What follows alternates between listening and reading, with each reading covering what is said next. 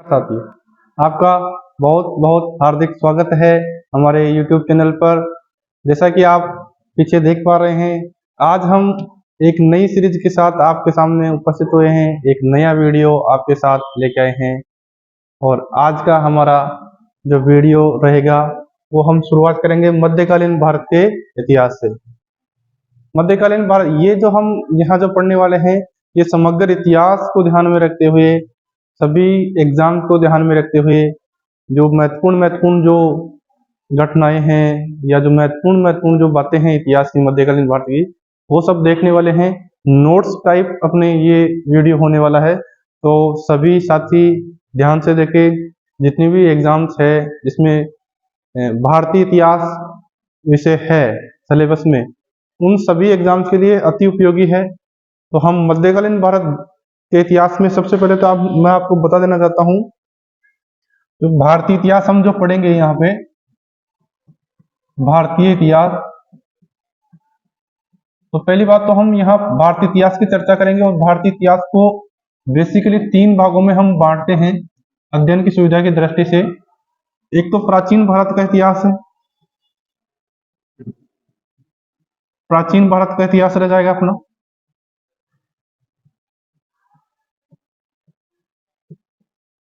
और एक मध्यकालीन भारत का इतिहास,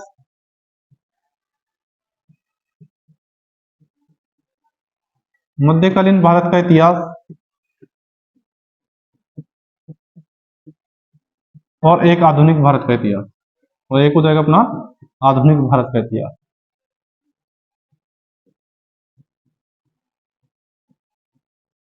तो आज हम इस वीडियो में जो देखेंगे मध्यकालीन भारत के इतिहास की, हम प्राचीन भारत का इतिहास भी देखेंगे और आधुनिक भारत का भी देखेंगे।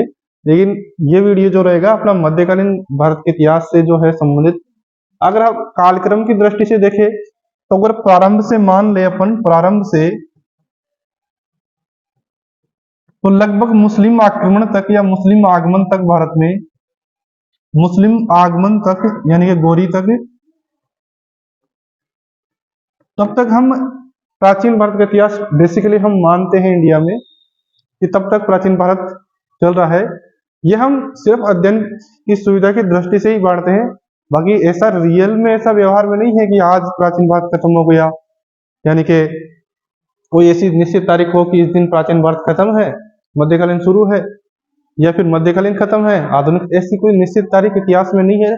बस क्योंकि हमको इतिहास, क्योंकि इतना बड़ा इतिहास है, तो हमको पढ़ने में ज्यादा समस्या नहीं है। अध्ययन की सुविधा की दृष्टि से हम 3 भागों में बांट के पढ़ते हैं, जो जो ये परिवर्तनों के आधार पे हम बांटते हैं मुख्य रूप से। जैसे कि यहाँ जब इस्लाम का आगमन होगा, हालांकि पहला इस्लाम का आगमन आप देखोगे 713 ईस्वी में अरब आक्रमण, जो पहला अरब आक्रमण होगा मोहम्मद बिन कासिम के रूप में।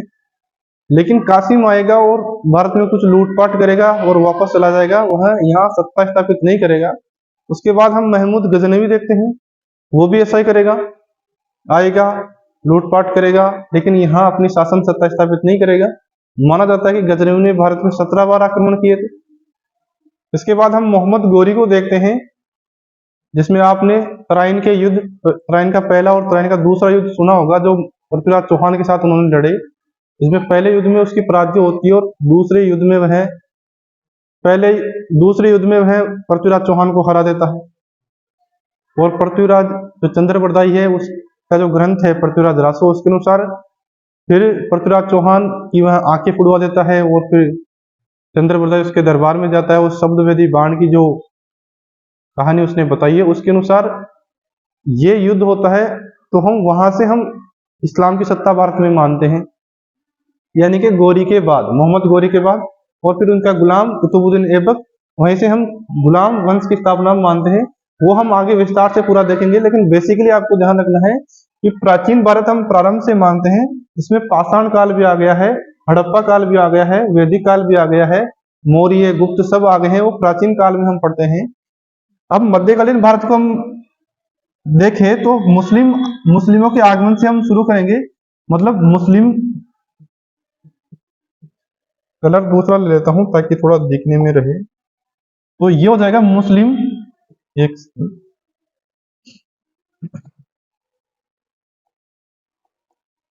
तो ये हो जाएगा अपना मुस्लिम आगमन से ब्रिटिश आगमन तक।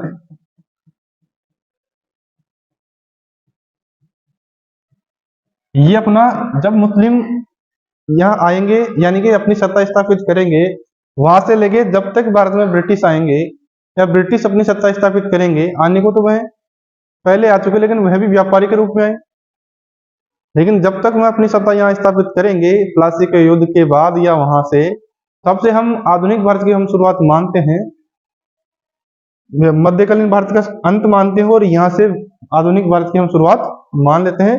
तो मुस्लिम आक्रमण या मुस्लिम शासन सत्ता की स्थापना से लेके ब्रिटिश शासन सत्ता तक हम मध्यकालीन भारत का इतिहास पढ़ेंगे, और ब्रिटिश शासन की स्थापना से लेके वर्तमान तक ये अपना आधुनिक हो जाएगा। ब्रिटिश शासन सत्ता की स्थापना से वर्तमान तक ये अपना कौन सा हो जाएगा, ये आधुनिक भारत का हो जाएगा। तो ऐसे करके हम इसको कालक्रम वाइज देखें तो आप आसानी से बांट सकते हैं। तो ऐसे करके हम पूरे इतिहास को 3 भागों में हम यहाँ पढ़ने वाले हैं। हम जो पढ़ेंगे अभी इस वीडियो में, तो मध्यकालीन भारत के इतिहास में मतलब इस्लाम के आगमन से हम यहाँ देखने वाले हैं। तो हम देखते हैं अपना पहला, तो हमारा पहला पॉइंट यहाँ पहला बिंदु है पढ़ने का कि इस्लाम का उदय। क्योंकि भारत में अगर आप इस्लाम को पढ़ोगे, इस्लाम का आगमन पढ़ोगे, तो पहले आपको बेसिकली उनके उदय के बारे में थोड़ी जानकारी होनी चाहिए कि इस्लाम का उदय कहाँ हो रहा है, कैसे हो रहा है, क्योंकि इसके विषय में भी काफी लोगों को काफी भ्रांतियां रहती है। तो आपको मोहम्मद पैगंबर का नाम ध्यान रखना है, जिसको पैगंबर मोहम्मद बोलते हैं, जिन्होंने इस्लाम की स्थापना अरब देश में की है। तो 6ठी-7वीं शताब्दी में उन्होंने जो है वहां स्थापना की है अरब में, और उसके बाद जो है इस्लाम का जो है विस्तार अन्य क्षेत्रों में फैला है। तो इस्लाम जब भारत में जब स्थापना हुई है, मतलब ज्यादा पुराना उस समय नहीं हुआ है, लेकिन उसका जो विस्तार हम देखेंगे वो उस समय तक काफी क्षेत्र में फैल चुका है।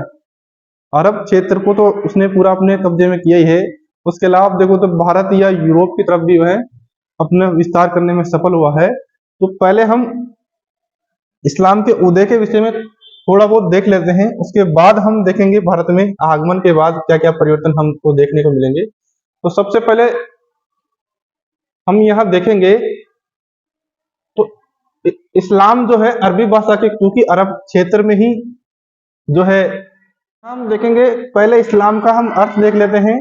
तो इस्लाम का ध्यान रखना, ये अरबी भाषा के 2 शब्दों से मिलकर जो इस्लाम बना है वह 2 शब्द है, एक तो है सल्म है और एक सिल्म है।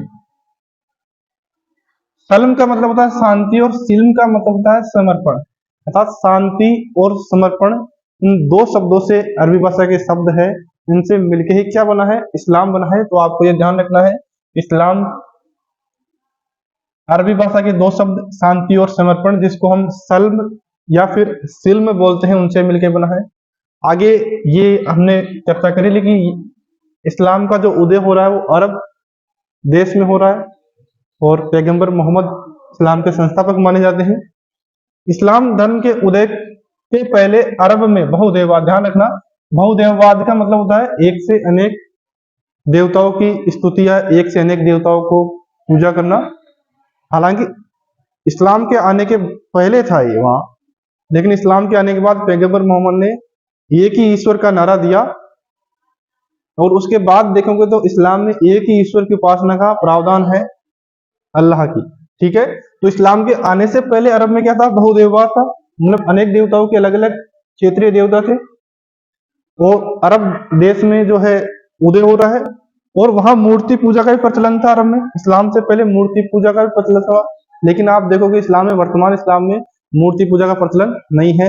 ये सब पैगंबर मोहम्मद के आने के बाद ये सारे परिवर्तन हुए हैं, और वही परिवर्तन जो है वो जो चेंजेस किए हैं उन्होंने, वो सारे हम जो है इस्लाम में देखने को मिलते हैं। इस्लाम धर्म के प्रवर्तक हो गया पैगंबर मोहम्मद साहब है, ये मूर्ति पूजा के विरोधी थे। पैगंबर मोहम्मद साहब मूर्ति पूजा के विरोधी थे। तो ध्यान रखना है कि इस्लाम धर्म के प्रवर्तक कौन है, पैगंबर मोहम्मद साहब। और जो है क्या इस्लाम में मूर्ति पूजा का प्रावधान है, नहीं है। क्या अरब में इस्लाम से आने से पहले मूर्ति पूजा थी? बिल्कुल। और क्या वहां बहुदेववाद था? वहां बहुदेववाद ही था और मूर्ति पूजा भी थी। तो जो है मूर्ति पूजा के विरोधी हैं पैगंबर मोहम्मद साहब। और इस्लाम के अनुयायियों को मुसलमान कहा जाता है। इनका पवित्र ग्रंथ कौन सा है? कुरान शरीफ है। ये तो सामान्य सी बात है।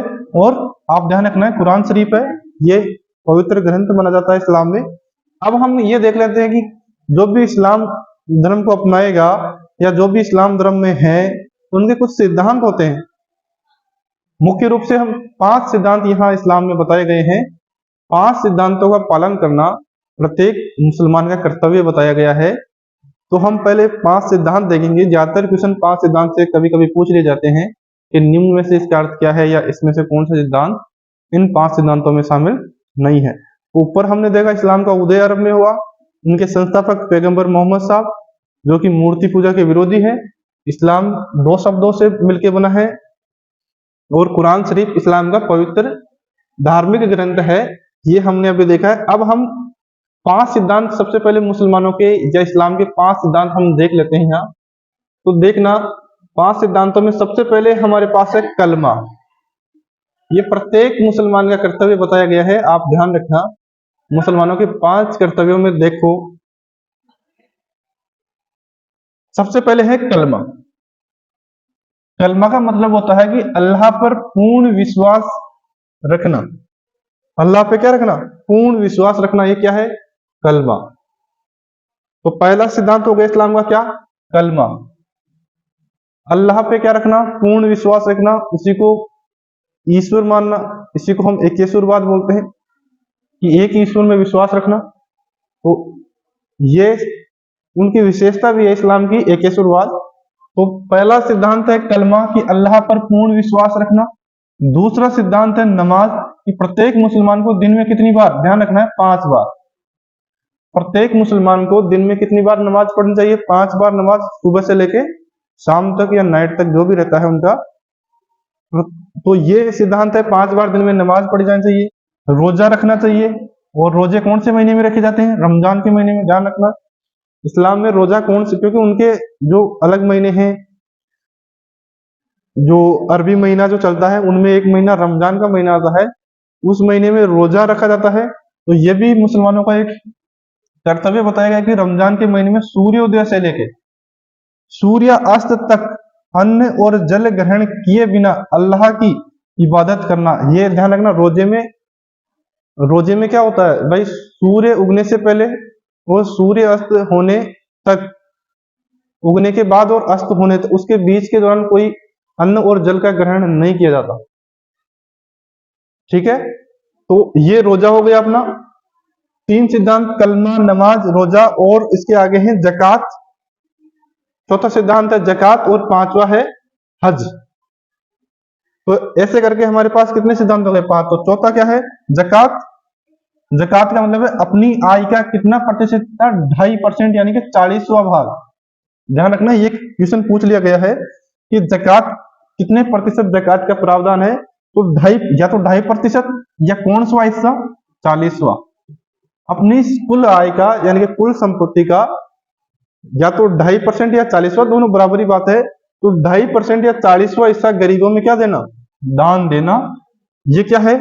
जकात इसको बोलते हैं। ये चौथा सिद्धांत है। और 5वां है हज करना, कि प्रत्येक मुसलमान को जीवन में कम से कम कितनी बार? एक बार क्या करनी चाहिए? मक्का की क्या करनी चाहिए? यात्रा करनी चाहिए। तो ऐसे करके हमारे पास 5 सिद्धांत कौन कौन से हो गए? कलमा,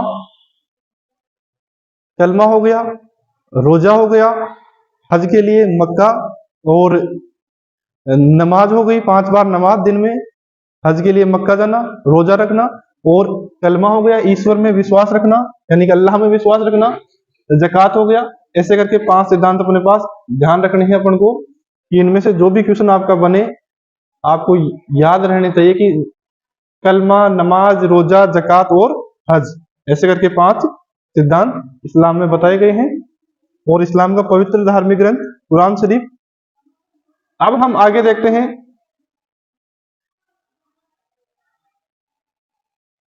इसमें बताया गया पैगंबर मोहम्मद साहब ने जो पहली बार जो इस्लाम की स्थापना की है,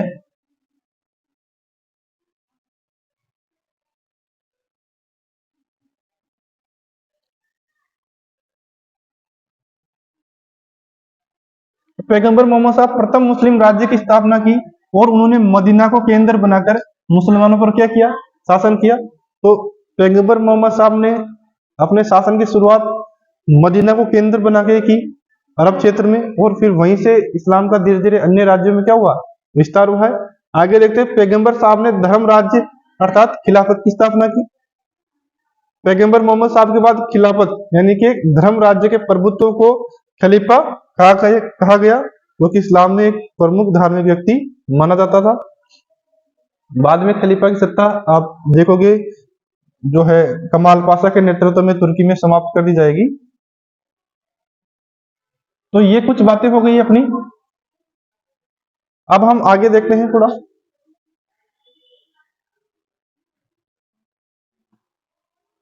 अब प्रमुख खलीफाओं के बारे में देख लेते हैं। पैगंबर मोहम्मद साहब के बाद जो है प्रमुख खलीफा कौन कौन से आए वो हम देख लेते हैं।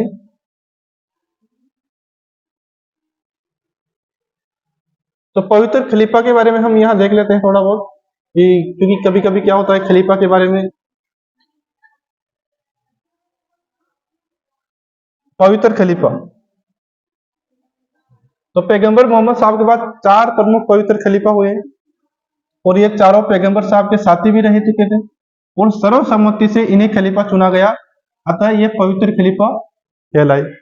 मतलब है कि जब पैगंबर मोहम्मद साहब की मृत्यु हुई तो उसके बाद जो उनके उत्तराधिकारी हुए उन्हीं को हम खलीफा बोलते हैं।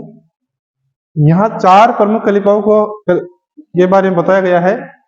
हालांकि खलीफा तो इनके बाद भी हुए हैं, लेकिन 4 प्रमुख खलीफा जो आपको ध्यान रखने हैं। एक तो है अबू बकर।